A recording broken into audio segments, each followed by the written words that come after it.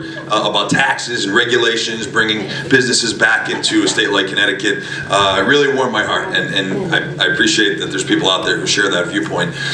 Folks, I'm going to be very... I can't vote yet. What's that? Unfortunately, I can't vote. I still like you. I mean, I still want to be your friend. That's the funny part about me. Folks, thank you for having me. Elizabeth Esty talked a little bit earlier about how perverse the whole campaign finance system is here in this country, and it is a rat race to raising money. And unfortunately, a long time ago, Senator Roraback got a commitment from Henry Kissinger to do a fundraiser for him. Secretary Kissinger's schedule is very busy, of course, and he had to attend to that fundraiser, and he wishes he could have been here, but he asked me to come and speak a little bit on his behalf on the experiences that he and I have had together in the legislature for the better part of the last 9 years. And I want to start that little vignette by telling you a story about where we started just a few short years ago. In 2009, Elizabeth Esty talked about a budget that she helped to craft, an alternative budget to a very large budget deficit that the state of Connecticut faced. That budget increased taxes significantly. The budget that she ultimately voted for increased taxes by $900 million and increased spending by $800 million. Connecticut can never seem to get out of its own way with respect to tax increases and spending increases. If we want to get a hold of this problem, we have to get a hold of our spending problem. Senator Roraback was the ranking member, I believe at the time, of the Finance Committee, which he still is now. Ranking member means, for those of you who are not familiar with that, means Republican leader. He's the Senate Republican leader on the Finance Committee and fought those increased taxes that year. Unfortunately, the story doesn't get better from 2009, it gets worse. About 18 months later, Senator Kane, myself, Senator Roraback, and 184 others in the House and the Senate took the oath of office, along with Governor Malloy, and we were facing a close to $3.5 billion budget deficit. Now let's take a step back. $3.5 billion. That is a lot of money. And that's because Connecticut did not structurally get our spending under control. We continued to increase spending, we continued to increase taxes. It was a deplorable time for the state of Connecticut. And instead of going down the right path, which is reducing spending, getting taxes under control, and growing our economy, what we did is we increased taxes yet once again to the tune of $1.8 billion, the single largest tax increase in the state of Connecticut's history. I tell you that story because Senator Roraback, as the ranking Republican on the Finance Committee, along with myself and Senator Kane, who's the ranking Republican on the Spending Committee, the Appropriations Committee, fought those tax increases. We fought them tooth and nail. We fought them vocally and very loudly. We were in the press. We were on the House and Senate floors. We were in our committees, and we were fighting those because we knew that it would make Connecticut a worse place in which to do business, a worse place in which to create jobs, not a better place in which to create jobs. And unfortunately, we didn't win that battle. Democrats in the majority won that battle, and the governor won his battle to increase our taxes. We put together an alternative budget. Senator Kane, Senator Roraback, myself, a handful of others, a real alternative budget that would have balanced our state budget without increasing taxes. And I tell you this story because it requires making a lot of tough decisions. It requires cutting spending, right? And I think most people in Connecticut, most people in America, are willing to accept tough budget cuts. They're willing to accept it if their politicians are just honest with them. If they just tell them, listen, we're in tough times. We can't afford to continue to spend at the level that we've been spending at for all these years. People are okay with that. They may not like it, but they respect it. The time that I've spent with Senator Roraback on the Finance Committee included crafting that budget, which had some very, very difficult spending cuts, some very difficult decisions with respect to which programs we're going to continue and which programs we're going to discontinue. But I think it's the mark of someone who has a lot of integrity, who has courage, who has the courage to lead, not to continue to kick the can down the road. Someone over here used that term earlier. We need a congressman who will make those tough decisions, who will be honest with us, who will recognize that we as taxpayers, we as voters, get it. We know that we're in a really bad spot. Senator Roraback will do that as a member of Congress. In terms of making tough decisions, we all know, I think you all know, that we have the highest bonded indebtedness of the entire, any state in the entire country. Senator Roraback and I together on the Bond Commission, the State Credit Card Commission, for lack of a better term, have fought many of those unnecessary projects, one of which Senator Kane alluded to earlier, which was a $567 million bus from New Britain to Hartford. It's a 9-mile stretch that we spent $567 million on. In our opinion, it's a very, very big waste of money. A very heated debate. Senator Roraback was willing to stand up and be heard. He actually calculated the amount of money it was per inch, and it was obscene. I can't remember what it was right now, but it was obscene.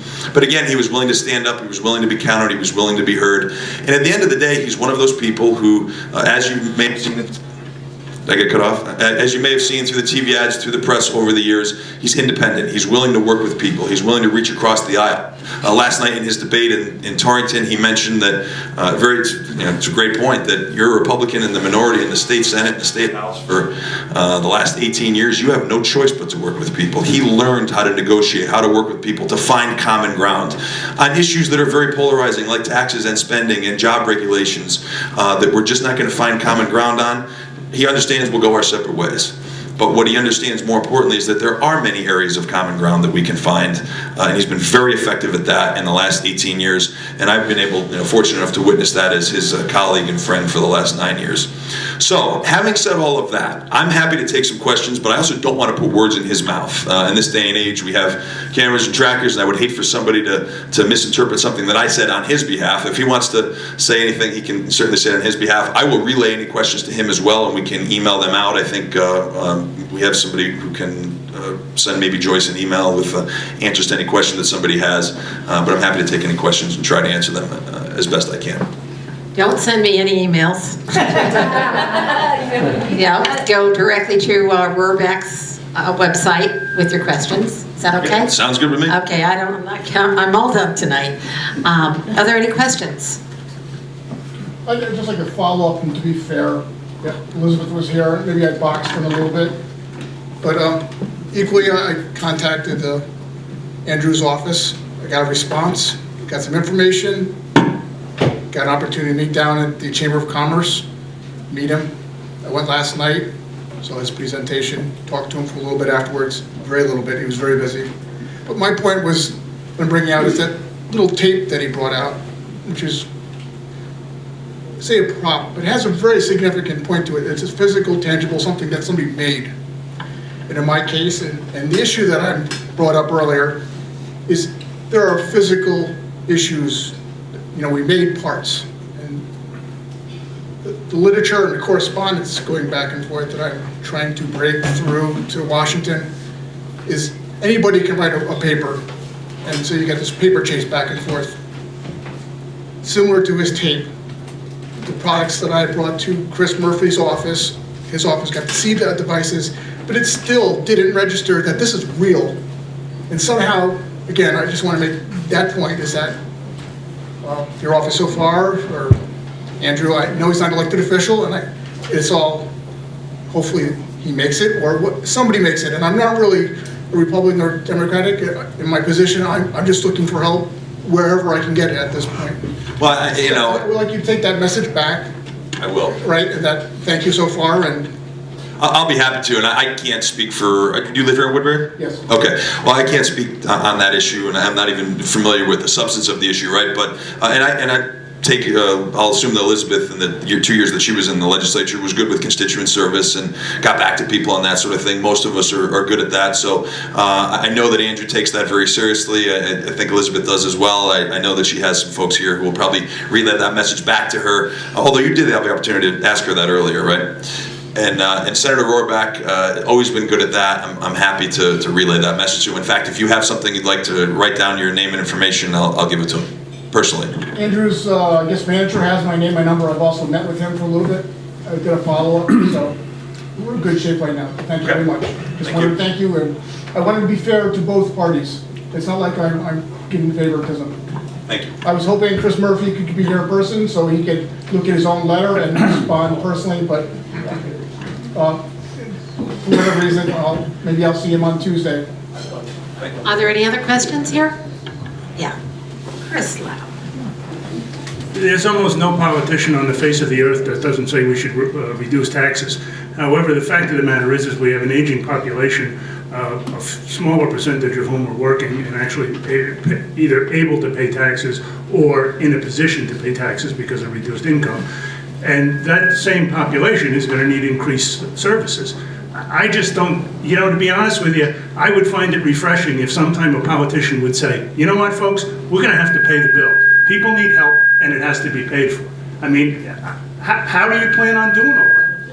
Well, I would be speaking only for Sean Williams as a state rep from Watertown, Oakville, and Woodbury. I wouldn't be speaking for Senator Roraback, but I think he shares generally the same view that I have, that, and it kind of goes along the lines of what Senator Kane talked about earlier, where if you want to fund these things, we have to grow the economy, right? We have to grow the economy, create more jobs for people.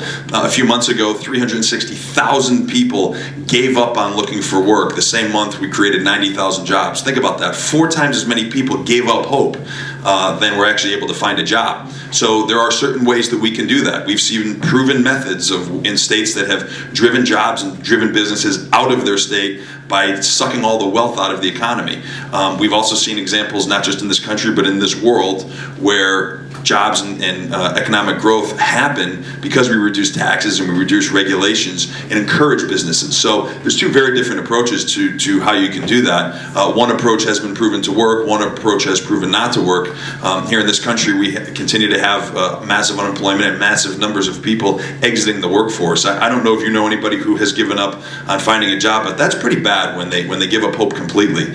It's happening in record numbers here in this country right now. And you're right, there are more people that are getting older who are in need of services and less people to pay for them. But the way that we pay for them is by getting more people into the workforce, creating more jobs, more taxpayers, not by continually. I mean, if we keep going at this rate, there will be a time in this country's history where you have very few taxpayers, and we're getting to that point. So I want to create more taxpayers, not more taxes, and I think Senator Roraback agrees.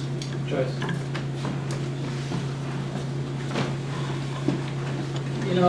And I don't want to pick on you, but most of you guys are crazy. Some people get structurally unemployed, like public manufacturers, people that do car gas caps. So there's a lot of people that are structurally unemployed, just like it happened in this area. And so the loss of jobs are basically through outmoding the people or the process that we do. We've gotten to an economy that is going to only reward the bright and the technological people, like either through medicine or computer programs or anything else. The guys working on a dock are gone. The guys working with their hands are gone. So somebody's got to stand up to that and understand that you can't reinvent some of those people. They're gone. And all this stuff about, boy, we need more jobs. You need more educated people, and we export, in the state of Connecticut, we export college graduates. And as old as I am, I had a whole bunch of jobs right in Waterbury. Schollwools, if you noticed, is the mall. And Anaconda is a bucket of rust. I went with Uniroyal, it's a parking lot. But those jobs are gone. There's nobody doing piecework anymore. Those jobs are just non-existent. I mean, the only response I agree with you that there's certain trades that are not going to come back.